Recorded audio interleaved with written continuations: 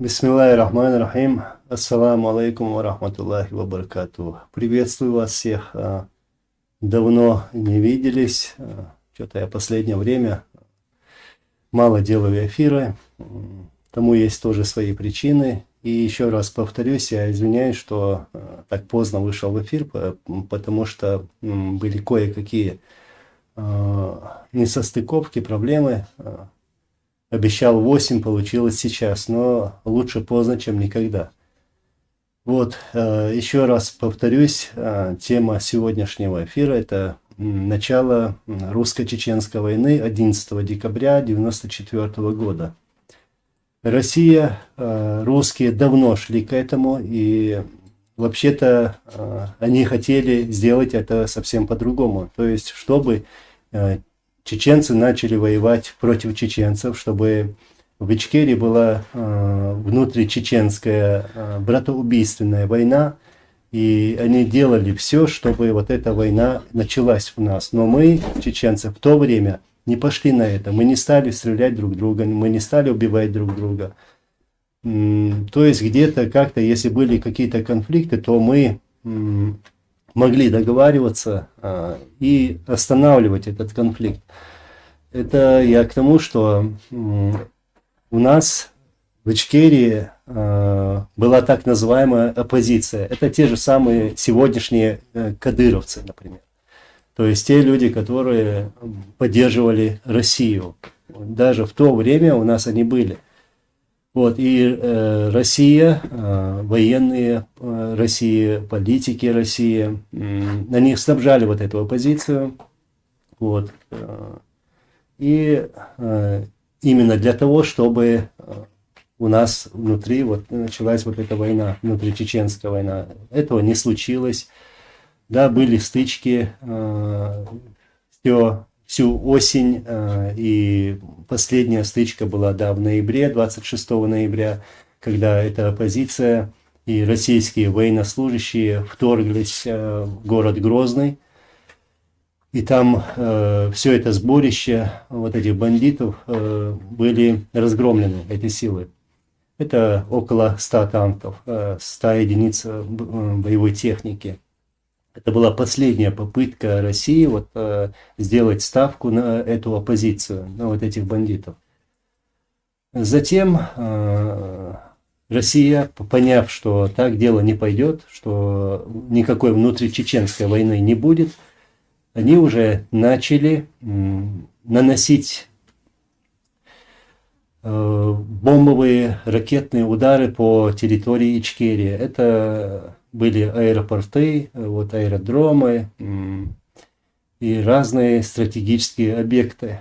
Вот. Сразу после 26 ноября Россия начала применять уже авиацию, уже открыто начала применять авиацию. Да, до этого Россия применяла вот для поддержки вот этой оппозиции, они применяли вот вертолеты Ми-8, Ми-24, а уже 26 ноября начали применяться самолеты, штурмовики, бомбардировщики. И вот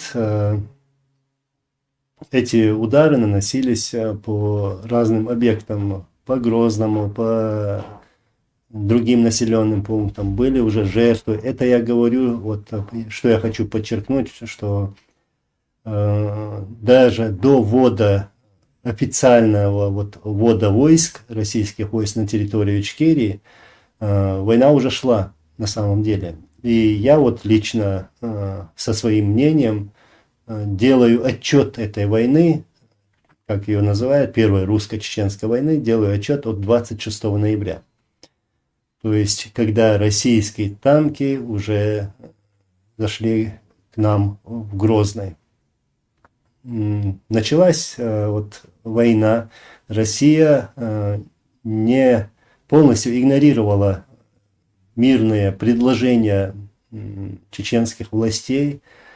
Вот. Было много предложений со стороны властей Ичкерии, чтобы не допустить этой войны, чтобы избежать этой войны. Но в России, в Москве, в Кремле эти предложения игнорировались. как они делают всегда. Вот. И уже 11 декабря, когда вот вся эта армада шла на территорию нашей республики, когда она вторглась на территорию нашей республики, это можно сравнить, вот, когда в прошлом году вот такая же армада вот этих же войск, российских войск, вторглась в Украину. Уже вот крупномасштабно, официально вот они пошли на такой шаг. Хотя до этого они отрицали, что там, их там нету на территории Украины. То же самое они говорили у нас в Ичкерии, что это не наши самолеты бомбят Чечню, как они называют. Вот. Хотя это была российская авиация. И когда, еще раз, про 26 ноября, вот в этот день, 26 ноября, к нам попали вот российские военнослужащие, российские военнопленные. Это были офицеры в основном. Вот их было очень много. Вот. Есть даже видеозаписи на ютубе. И, соответственно, как трофеи к нам в руки попали вот эти российские танки. И даже вот когда мы их показывали, они отрицали. И они говорили, что это не наши военнослужащие, это не российские военнослужащие, то есть полностью отрицали. То же самое, что было в Украине, то есть есть в Украине, и то, что было у нас в Ичкерии. Я всегда привожу такую параллель, потому что действия одинаковые и в Украине, и в Ичкерии. Затем, вот чеченцам, если вот это говорить, я думаю, поэтому я пытаюсь поменьше вот говорить об этом, как бы сжато говорить, потому что чеченцы это знают, но в основном говорю это для других и также для молодых, чтобы знали, помнили и знали, что происходило в то время.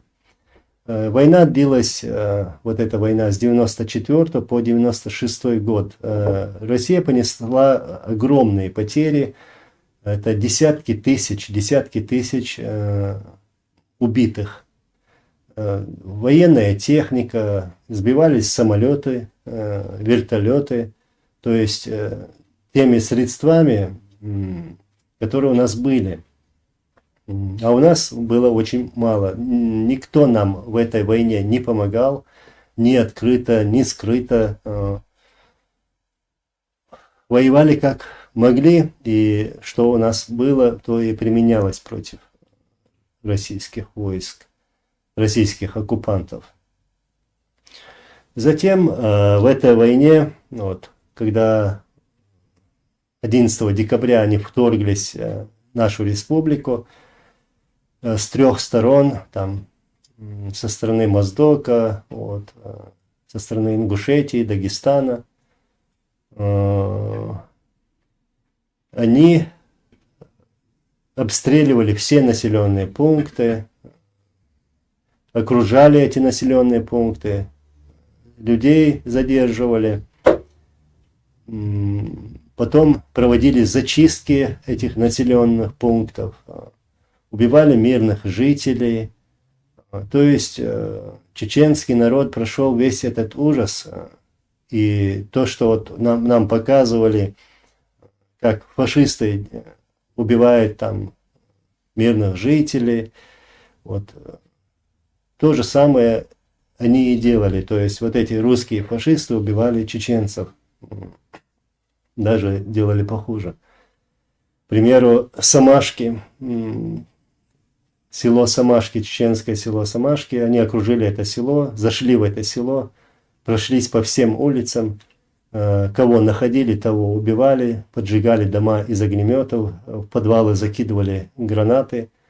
Вот таким образом убивали мирных жителей. А потом, после всего этого, они еще имеют совесть называть кого-то там бандитом, кого-то там террористом, хотя сами такими и являются. И хвала Аллаху, что сегодня в мире прекрасно понимают, кто на самом деле является террористом. Вот это российские оккупанты. Были всегда и есть сегодня. Мы видим, что они творят сегодня в Украине. Вот так шла война. И она закончилась уже в августе 96-го, когда мы провели успешную операцию в 96-м году, в августе, когда освободили нашу столицу, город Грозный, и когда этим фашистам, русским оккупантам пришлось капитулировать. На самом деле так и было, они капитулировали, и потом уже были мирные переговоры, где Масхадов, Лебедь договорились о выводе войск. И договоренность была такова, что 31 декабря территорию Ичкерии покинет самый последний русский оккупант 31 октября 1996 года. Так и произошло.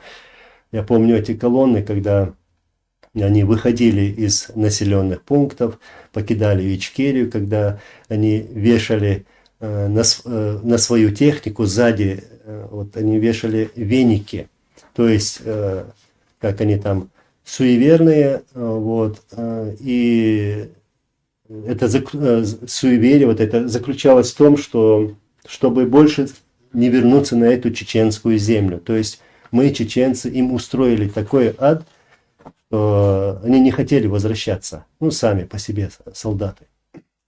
Но, как мы знаем, потом они начали вторую русско-чеченскую войну в 99 году. Я вот коротко так прошелся. Для меня вот важно вот отметить, что мы, вот, чеченцы, в первую очередь, не должны забывать об этом. Я считаю, что молодежь должна знать, что происходило в то время, по чьей вине это происходило, что делали русские оккупанты на нашей земле и как они это делали, то есть как убивали, как относились к чеченцам. Сегодня есть такие, да, что где-то как-то они видят в России друга. Ну, я имею в виду молодежь. Ну, это, конечно же, нужно сказать, что молодежь сегодня на территории оккупированной Чеченской республики Ичкерия на самом деле зомбируется, то есть им в голову вбивают, что вот чеченцы сами виноваты в том, что начинались войны. На самом деле так и делается. И вот эта русская пропаганда вдалбливает им в головы, что наши герои чеченского народа являются как бы врагами чеченского народа. Вот якобы они говорят, что Дудаев начал войну, там Масхадов начал войну. Нет, это наши лидеры Джохар Дудаев и Аслан Масхадов. Вот как раз таки не хотели этой войны и делали все возможное, чтобы избежать этой войны. Это были два военных человека. Они знали, что такое война лучше, чем мы. Вот, и знали, что принесет война нашему народу, но эту войну нам навязали, и первую, и вторую войну. Никто в России не слушал, то есть полностью игнорировались вот эти мирные предложения, обвинили весь чеченский народ, повесили вот эти ярлыки разные, обвинили нас в чем-то, и вот начали войну. Так что нет такой вины у чеченского народа. Наша вина в том, что мы чеченцы. Вот почему они начали войну. И когда я говорил, что вот про вину, якобы чеченцы виноваты, есть такие среди нас, прямо скажу, Кадыров, например, предатель чеченского народа, он и его окружение сегодня говорят, что чеченцы сами виноваты в том, что начинались войны. Чеченцы сами виноваты в том, что были депортации чеченского народа. Да, они это говорили, да, они это говорят, потому что они должны это говорить, потому что они предатели чеченского народа. Вот. Вся вина в том, что мы мусульмане, что мы чеченцы. Вот почему велись против нас войны. И, во-первых, скажу на чеченском: Аллах декал боль, Аллах газут кобал дольце масира. Пусть Аллах примет газават всех наших братьев и сестер, которые отдали свои жизни в этой войне, которые были вот так зверски убиты в этой войне России. Аллах газут кобал дольце масира. И в заключение скажу, в течение вот этих двух войн мы понесли огромные потери. Было убито более 300 тысяч мирных жителей вот руками вот этих русских фашистов. Среди них более 42 тысяч вот, из этой цифры, вот более 300 тысяч всего убито у нас мирных жителей. 42 тысячи это дети. Вот, представляете вот эту картину, когда нас, в то время в любом случае был только миллион, то есть, можно сказать, третью часть народа они вот так убили. И обвинили нас в этом, чеченцев. Якобы мы это начали войну. Я пройдусь по вашим вопросам, долго сегодня не буду, отвечу на ваши вопросы и уже буду завершать этот эфир. Мне цель вот этого канала, основная, главная цель, чтобы сохранить те факты вот этих зверств, вот этой войны, российской войны, сохранить для молодежи, чтобы они могли смотреть, они могли анализировать именно для нашей истории.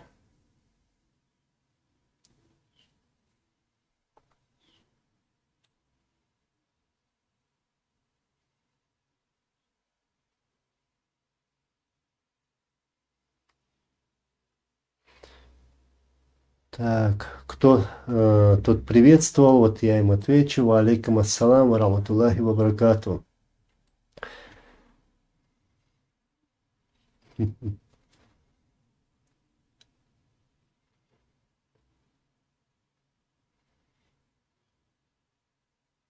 Руру Баркаев, алхамдулилlah, ва алейкум ассалам ва рахматуллахи ва баракату. Алхамдулилlah, шадик дигду. Все нормально, все хорошо.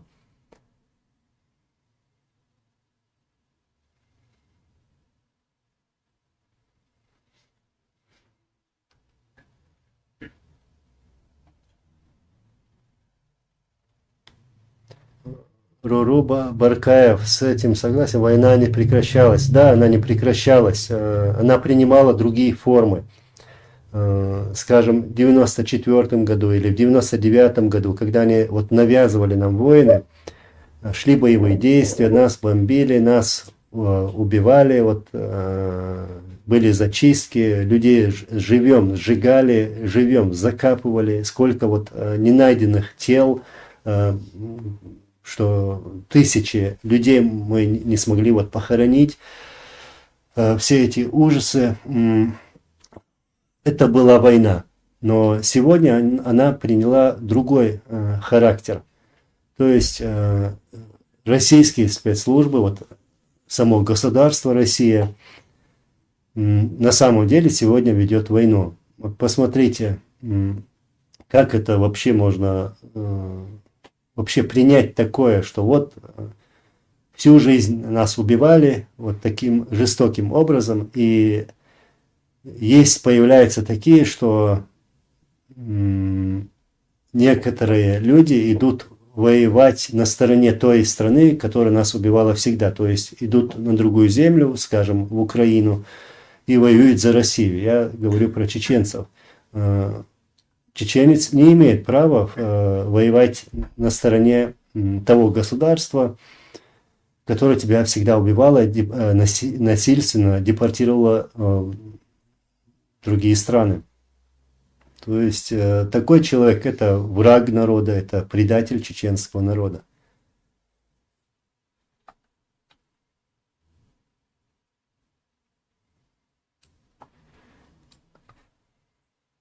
Так, Анзор, меня удивляет тот факт, что мы разнесли этих орков за 2 года в пух и прах. Нам никто не помогал, мы намного меньше Украины. Почему же Украина сейчас не может так долго разгромить Россию, то есть Россию?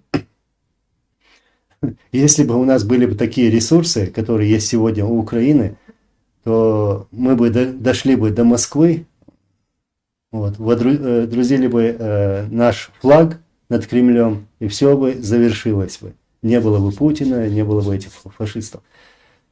И не было бы войн в Грузии, там, в Украине. Все бы тогда еще завершилось бы. У нас не было никакого оружия. У нас было то, что мы добывали в бою. Вот, ну, представьте себе, вот российская пропаганда любила и любит говорить, что вот американцы помогают, там другие какие-то страны помогают чеченцам вооружением. Но тогда почему мы вот разделывали, скажем, БМП, боевую машину пехоты, вынимали оттуда ствол из этого БМП и переделали его и делали из этого ствола гранатомет, вот, который стрелял снарядами из БМП. Или же, скажем, были такие случаи, их очень много, когда мы искали не разорвавшиеся снаряды и бомбы, брали их, вставляли детонатор и потом уже взрывали на этих же российских снарядах, которые не разорвались, взрывали этими снарядами и бомбами их же военные колонны. То есть нам приходилось все это делать. Если бы у нас было бы то оружие, о котором говорит российская пропаганда, то им бы там не поздоровилось бы. Не было никакой поддержки. Все государства боялись сказать что-либо против России, чтобы не потерять свои отношения с Россией. Они этой России боялись и боятся и сегодня на самом деле. Если бы они тогда оказали бы помощь, то, еще раз подчеркну, они не вторглись бы в Грузию и в Украину. И поэтому, в первую очередь, сегодня украинцы должны рассчитывать на то, что у них есть, а не так, чтобы рассчитывать на какие-то другие страны. Нет, украинцы в первую очередь сами себе помогут, а не другие им. Как бы на себя надо рассчитывать и на Всевышнего, на помощь от Всевышнего.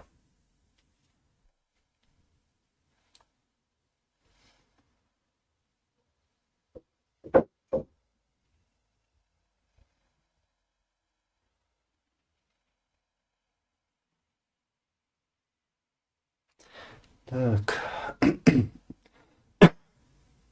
Тут пишут под ником One. Аслан, здравствуйте. Моего отца так звали, меня зовут Анзор. Я понимаю, многие даже при встрече, вот, иду по городу, встречаю чеченца, и он так говорит: Аслан. Я это к тому, что у них-то в голове как бы вот мой отец, поэтому не выговаривать его имя в первую очередь. Вот насчет вопроса. Здравствуйте, как думаете, что изменится после победы Украины над Россией, особенно в Чечне? Что изменится после победы Украины у нас в оккупированной Ичкерии? Изменится все, но не таким образом, что раз и изменилось. Нет, мы должны это изменить. То есть, если где-то мы проявим активность, в первую очередь в единении, в единстве, то Аллах нам поможет изменить, сделать вот эти изменения, убрать то, что нам уже, то есть чеченскому народу надоело. То есть вот эта марионеточная так называемая власть, не будет Кадыровых, не будет там Делимхановых, Даудовых, кто там еще, я даже подзабыл их фамилии, этих предателей чеченского народа. Все изменится. Вот. Когда поменяется власть в России, только тогда.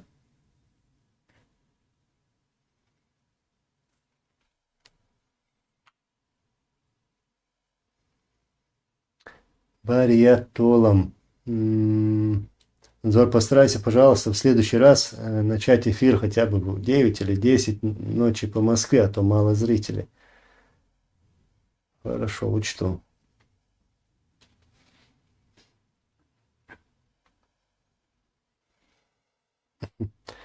Ван, Анзор, извините, имя перепутал. Ну да, я прекрасно понимаю, я поэтому говорю, что отношусь к этому с пониманием. Так.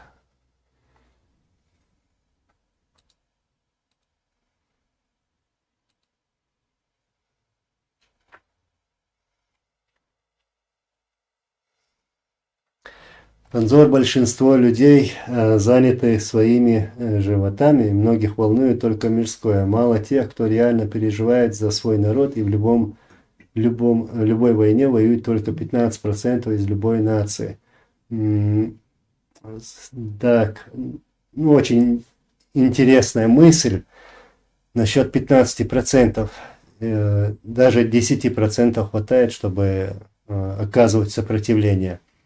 Вот скажем, во время этих войн в 94 году, которая началась, или та, которая вот началась, скажем, в 99-м, хотя для меня это одна война, вот, воевало очень мало людей, на самом деле.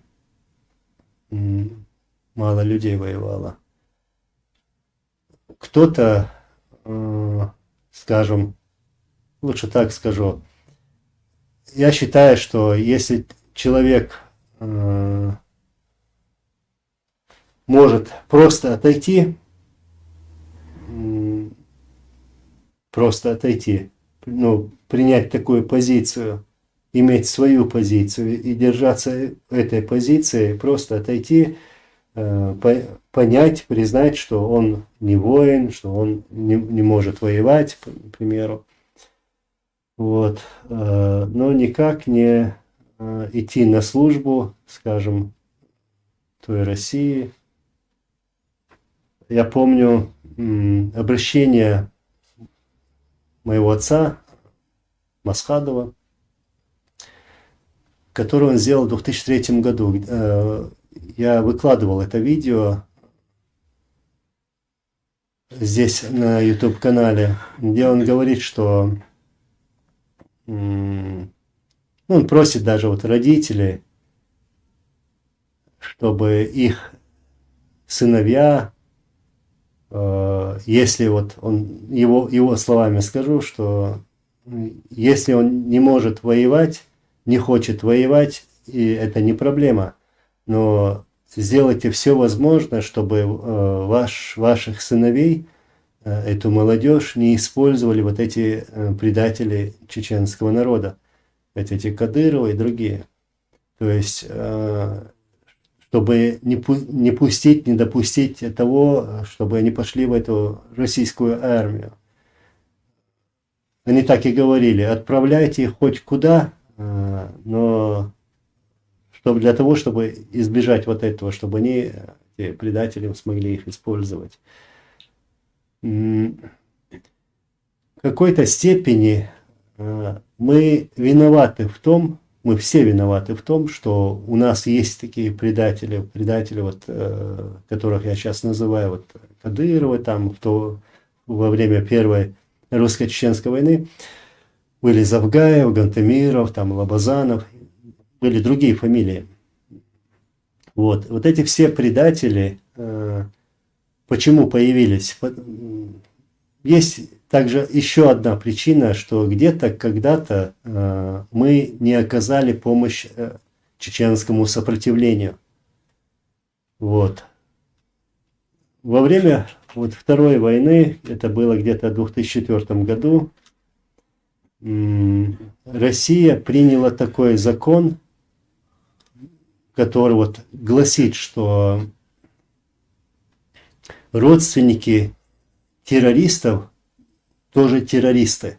Вот так, если коротко описать.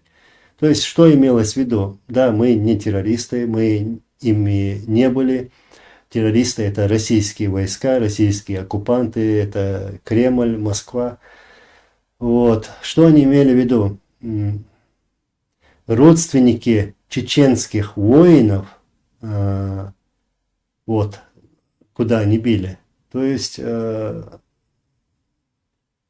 применялась вот эта форма давления на чеченских героев, тех героев, которые воевали против российских оккупантов. Чтобы оказывать давление на них, они задерживали вот этих родственников, братьев, сестер, матерей, отцы, дети, и оказывали давление, убивали их даже. То есть этим сломить чеченское сопротивление давлениями на родственников. Да, до 2004 года они применяли вот эту тактику. Они убивали родственников наших героев. Но с 2004 года они уже начали делать это официально. Они узаконили это. И вот эта тактика сегодня тоже применяется.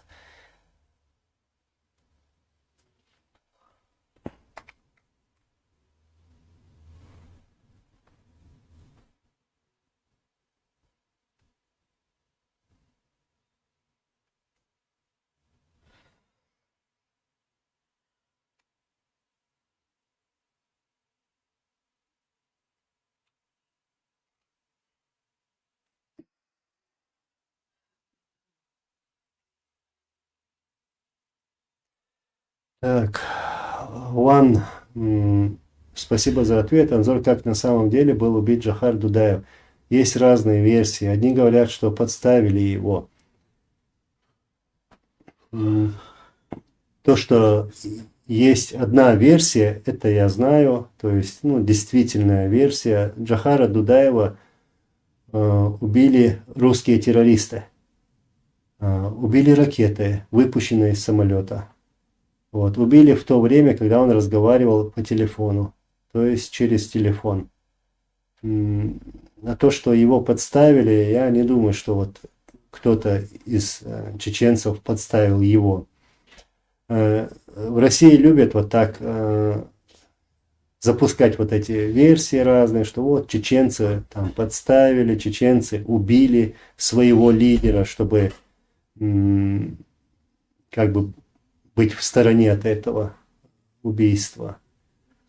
Да, потом они признали, что они убили Джохара Дудаева. И даже в случае убийства нашего президента Масхадова в 2005 году, в этом тоже случае они говорили, что чеченцы подставили, чеченцы предали, родственник убил его, хотя на самом деле убили русские террористы.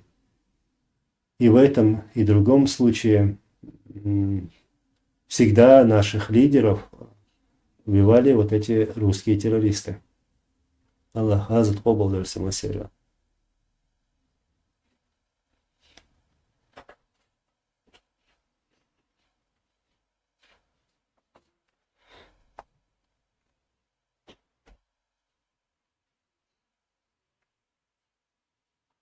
Виталий Лебедь, подключайтесь, пожалуйста, к волонтерской деятельности, помощь. Так. Чеченцы с начала войны в Украине, еще с 2014 года, оказывают посильную вот помощь Украине. Даже после вот этих двух войн, война Ельцина, война Путина, даже после таких жертв, когда мы вот пытаемся встать на ноги, не имеем никаких ресурсов, но мы знаем, что враг у нас один, поэтому мы и сегодня стоим рядом с украинцами, с Украиной в борьбе против России. Вот.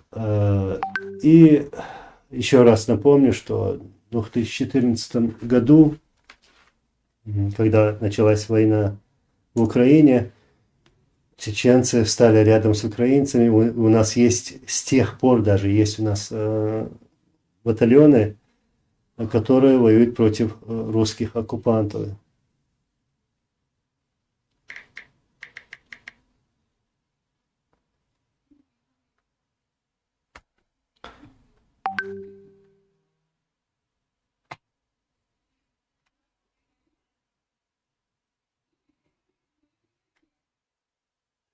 Так, сейчас, секунду.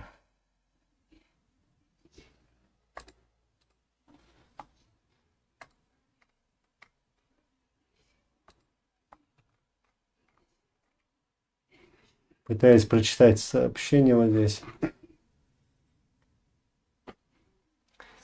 Тогда в прошлом стриме ты сам-то, не осознавая, сказал правду. Именно про что? Интересно. Что это было?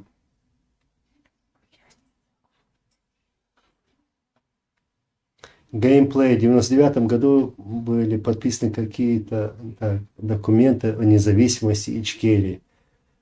Ни о каких документах о независимости Ичкерии я не знаю.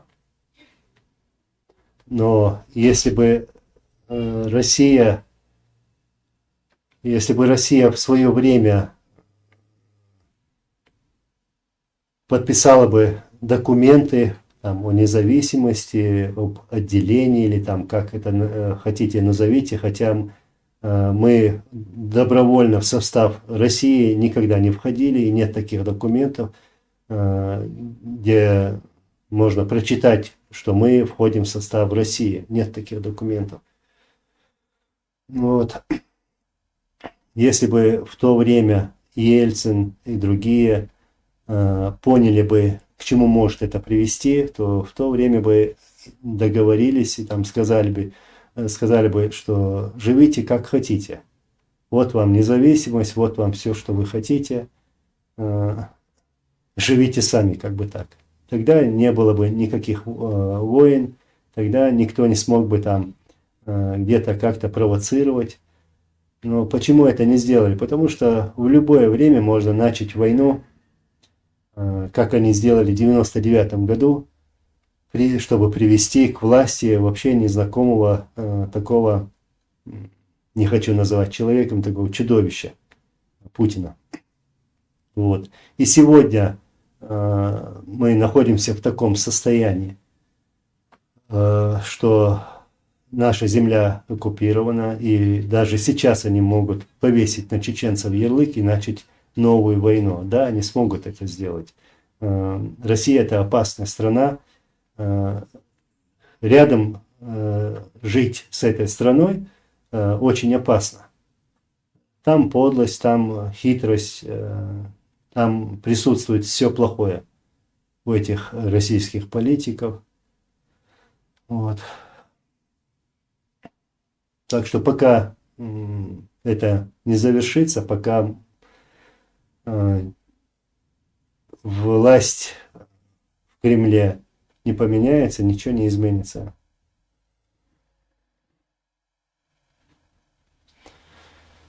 Так, Вайпер, я имел в виду теракт 11 сентября в Нью-Йорке в 2001 году. У меня там выше в комментариях сказал. Так, ну я этот комментарий не видел.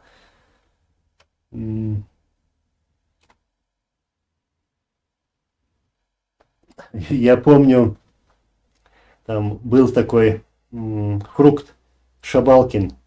Он всегда сидел в Ханкале на военной базе, там придумывал разные истории. Это был как бы пропагандист российский, который придумал разные там байки. И они, вот эти российские спецслужбы, придумали такую байку, что якобы чуть ли Усама бен Ладен находится там в Ичкерии.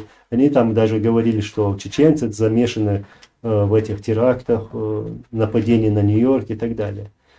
Ну, это возможно только в России. Никто там из чеченцев в этом не замешан. Мы не знаем, не знали, кто такой Бен Ладен. Даже говорили, что вот чеченцы проходили учения, учились воевать в лагерях у Бен Ладена. Да чеченцы сами хоть кого научат воевать. Потому что всю нашу историю вот, мы живем в этой войне. Мы знаем, как воевать, мы знаем, как сопротивляться. То есть никто не может, не сможет нас научить этому. Анзор, выскажись по ситуации Холокоста в Газе, брат. Я и раньше говорил по поводу Палестины. Я поддерживаю своих братьев и сестер.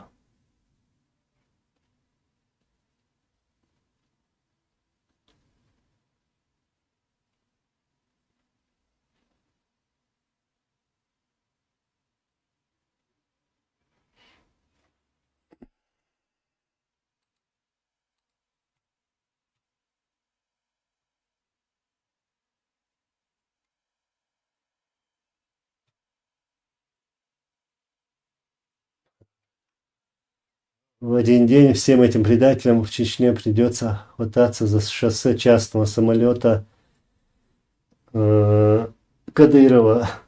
Да, я помню вот эти мемы. Вот самолет там. Вот, ну, я понял, о чем ты говоришь. Очень сложно, очень трудно будет найти безопасное место вот этому Кадырову и ему подобным. Я не знаю, где их примут. Хоть они там бывают в Дубае, там живут вот этой роскошной жизнью в разных таких уголках, скажем, к примеру, Дубая, но после того, когда все это изменится, его туда не допустят. Не допустят. В Сирию тоже он не ездок. Он просто побоится туда поехать.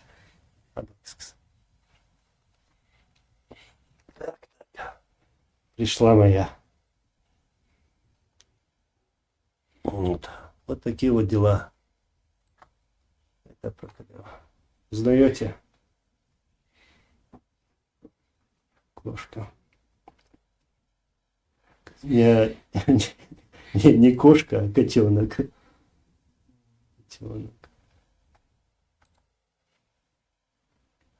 Очень любят смотреть телевизор. Например, сижу там перед телевизором, то вот этот котенок тоже смотрит в телевизор или в телефон, вот так рядом сядет. Маленький котенок.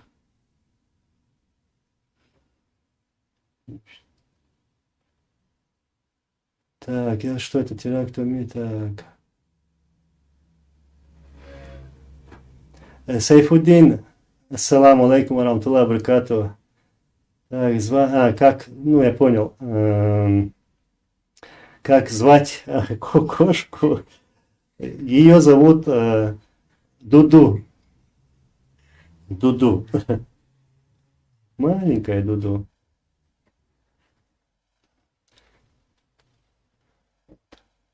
Вот она, Дуду.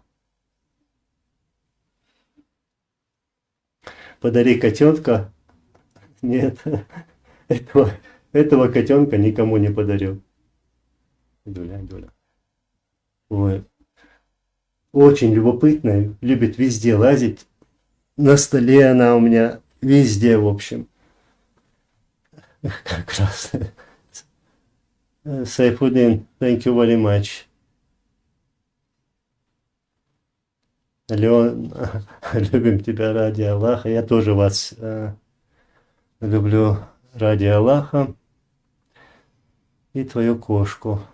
А Дуду, по всей видимости, любит Анзора. Да, очень, очень привязана. И очень любопытная.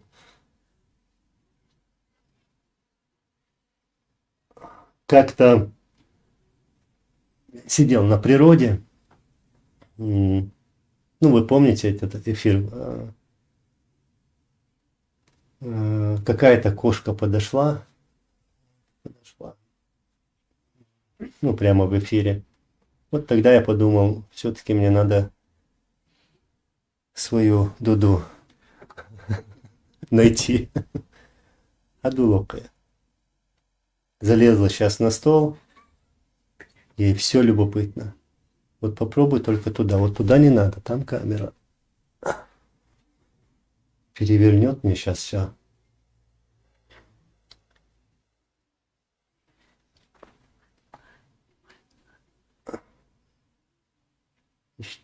Цагвая. Вот так. Давай, вот, смотри.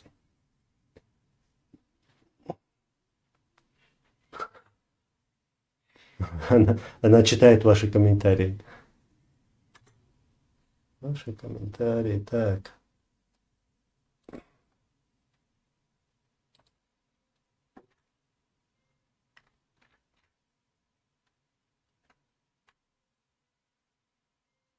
Андор, после этого сюжета с кошкой, да, мужски обвинить тебя в определенном татуировке. Не знаю. Я, если честно, не понял.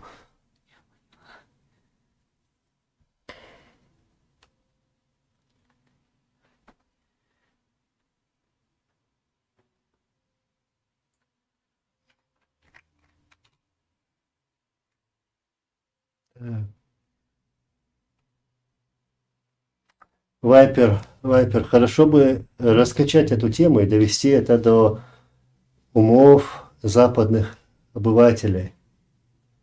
Тему про террористические акты в Нью-Йорке, вот это, да? Ну, если я правильно понял. Порода лопоухая. Я Дуду лопоухая. Я так веслоухих называю. Ирландская или шотландская, да, шотландская.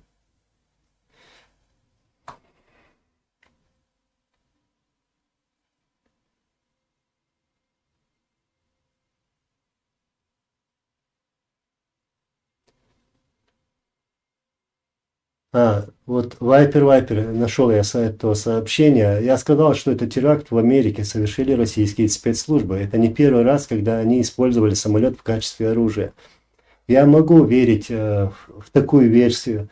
Я где-то, когда-то, даже в 2001 году, когда это произошло, писал в форуме, что возможно, что это сделали российские спецслужбы.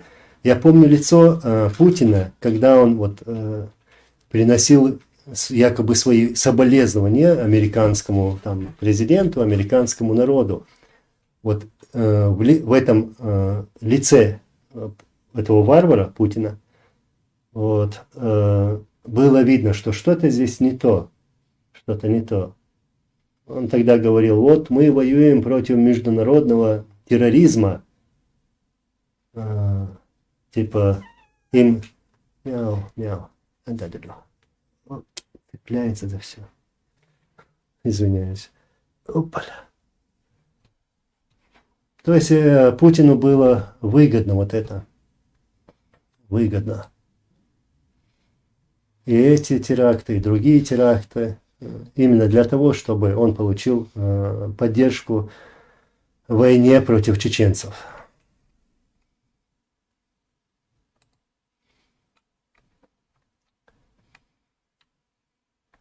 Так. Леон. Вот теперь я понял. Анзор, сейчас принято рассказывать, что все, у кого кошки в кадре, подготовлены российскими спецслужбами. Я сейчас не буду называть эти фамилии, но тут группа таких лиц, которые прикрываются флагом Ичкерии, уже обвиняли меня в этом. Я считаю, что сами они на них работают. И, если честно, мне это даже не интересно.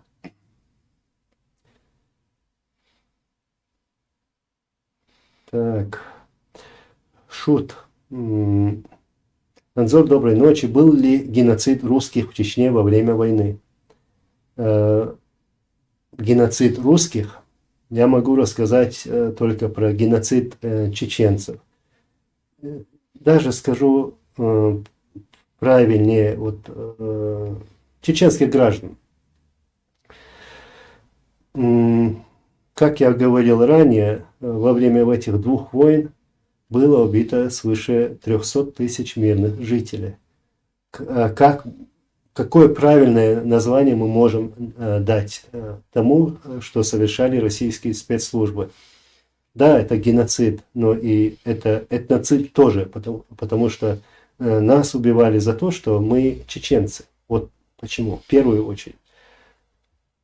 Это можно назвать этноцидом. Никакого геноцида русских на территории Ичкерии не было. Это чушь российской пропаганды. Когда российская авиация, артиллерия бомбила наши города и села, вот, они убивали не только чеченцев, они убивали русских, украинцев, азербайджанцев. И у нас жили евреи, у нас жили армяне, у нас жили там все наши братья Кавказа, вот Дагестан, Ингушетия и другие. Бомбили всех, убивали всех подряд. Вот. Я вот помню чисто свой случай. Спасение двух русских семей. Я помню, мы были в районе Минутки, это часть города Грозного. Вот. Россия начала обстреливать этот район из минометов, из артиллерии, потом где-то недалеко обстреляли градом. В общем, такой обстрел велся. А мы, я и еще двое наших, мы остановили машину и зашли в подъезд, ну, пока обстрел не прекратится. А в подъезде стояли вот русские мирные жители города Грозного. Они умоляли нас, они нас просили, чтобы мы их вывезли. Ну и что? Мы дали им столько-то минут, сейчас я не помню сколько, чтобы они собрались, там минут 5-10, смогли взять, что им нужно, необходимое. Вот. И что? Потом мы повесили по бокам нашего автомобиля, вот повесили бронежилеты, вдруг что, если рядом что-то взорвется, чтобы осколки там не попали. Никого не ранило, не убило. И вот так вывезли русских. Вот таким же образом, я к чему иду, вот таким же образом чеченцы помогали своим соседям, этим русским или там другим.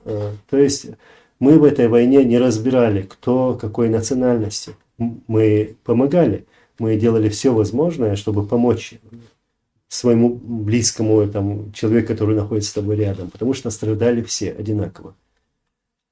Русские убивали русских. Я могу об этом геноциде рассказать. Эти российские бомбы, эти российские снаряды, когда они наносили удары по нашим населенным пунктам, убивали и своих русских. Это тысячи мирных жителей. Я сейчас скоро буду завершать уже, сейчас буду идти к концу, дочитаю ваши комментарии, если есть вопросы, отвечу на них.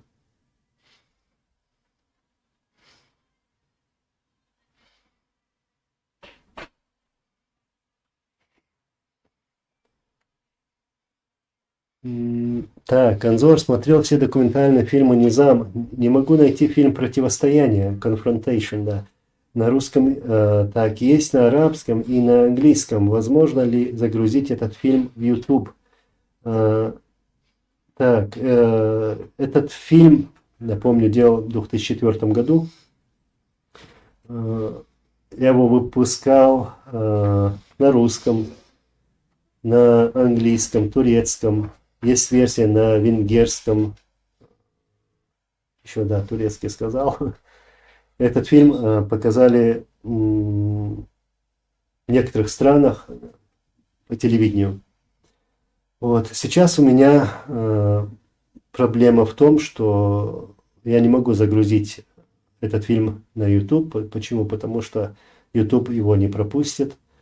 Там жестокие сцены, вот когда российские оккупанты убивали мирных жителей и так далее.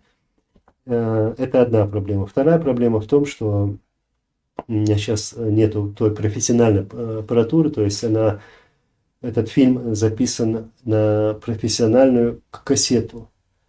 То есть, чтобы ее воспроизвести, нужно как-то найти вот эту аппаратуру и там это сделать. Там можно сделать копию, но потом уже получается, что я сюда залить не смогу. Но по ходу я посмотрю, иншаллах.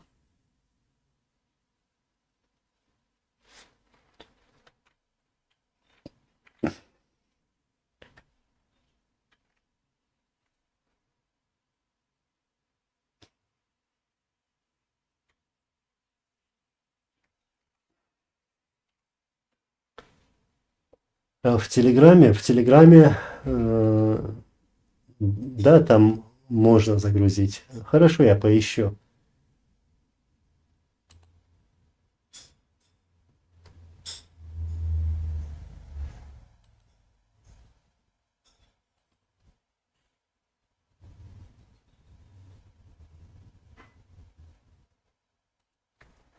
В Метках у меня во дворе горка была метра 2,5 метра. Что? Да, не спорю, нам помогли выехать чеченцы, но были те, кто отобрал квартиру. Я не знаю, кто у вас отбирал квартиру. А может, это были не чеченцы. Почему сразу обвинять чеченцев, например, говорю. Я не люблю ложь, я люблю правду. Если было что-то, то были преступления. Этих преступлений в любом российском городе больше, чем у нас было вот в нашем Грозном, например.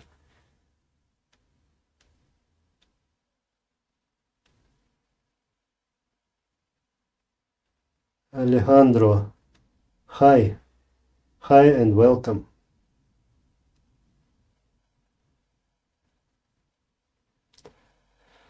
Так.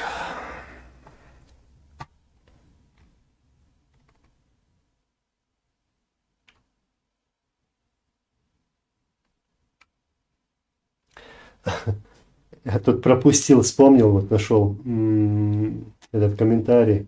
Эмиль Стайн или Штайн. Анзор, брат, когда мы порвем Кадырова. нам уже не надо его рвать, он сейчас сам порвется. Опух, не знаю как, что. Так что он сам порвется скоро.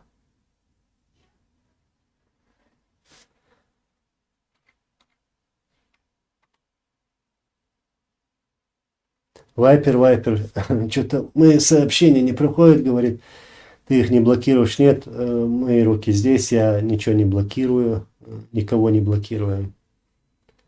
Леон, Анзар, мы рады тебя всегда и ждем твоих эфиров. Аллах, это был, Аллах швем, Аллах рейсвел, массо бусалбнех был, Аллах, это, Аллах, Аллах швел, шабершат. Так.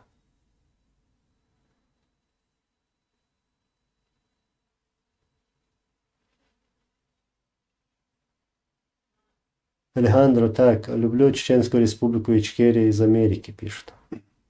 Спасибо. Аминь, я Аллах, Леон, аминь. Ну что, я сейчас буду завершать. Так, коротко прошелся по теме. Вот тема была начало войны 11 декабря 1994 году, когда Россия навязала нам войну. Знаете, люди вот в возрасте уже помнят эти события, эту войну, насколько это страшно было. Но главное, вот, моя основная цель этого проекта Низам канала, и моя деятельность заключается в том, чтобы люди знали, что происходило и происходит сегодня, чтобы люди помнили, чтобы люди могли черпать вот правду. Было место, где они могут посмотреть на реальные факты, там, как тут, например, я уже сделал 960 видео, кажется, опубликовал на этом канале. Вот. И, иншаллах, эту работу не приостановлю. Буду продолжать, пока у меня есть возможность это делать.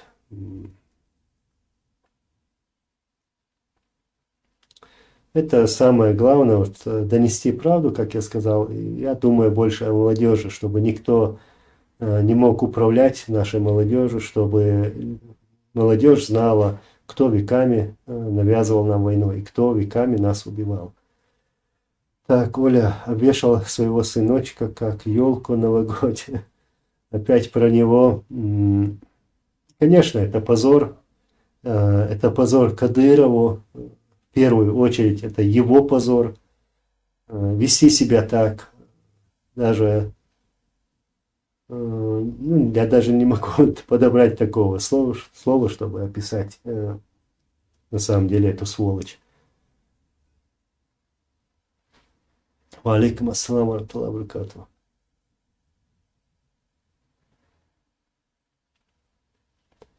Так, хорошо. Еще раз прощаюсь. Мне очень интересно с вами читать вас. Иншаллах, скоро встретимся. Иншаллах, все будет по воле Всевышнего. Все будет так, как хочет этого народ, как ждет народ. Аллах рейсхуль масана. Берегите себя. Иншаллах, Аллах даст нам то, чего ждет наш народ. Народ ждет свободу, стабильность, мира. И пусть Аллах Всевышний примет газават всех наших братьев и сестер, которые отдали свои жизни в этой борьбе. Аллах газут кобал дольце масейра. Ва алейкум ассалам ва рахматуллахи ва баракатуху. Имя. Я как раз завершаю эфир. Вам тоже удачи. Аллах рейсхур масана. Ассаламу алейкум ва рахматуллахи ва баракатуху.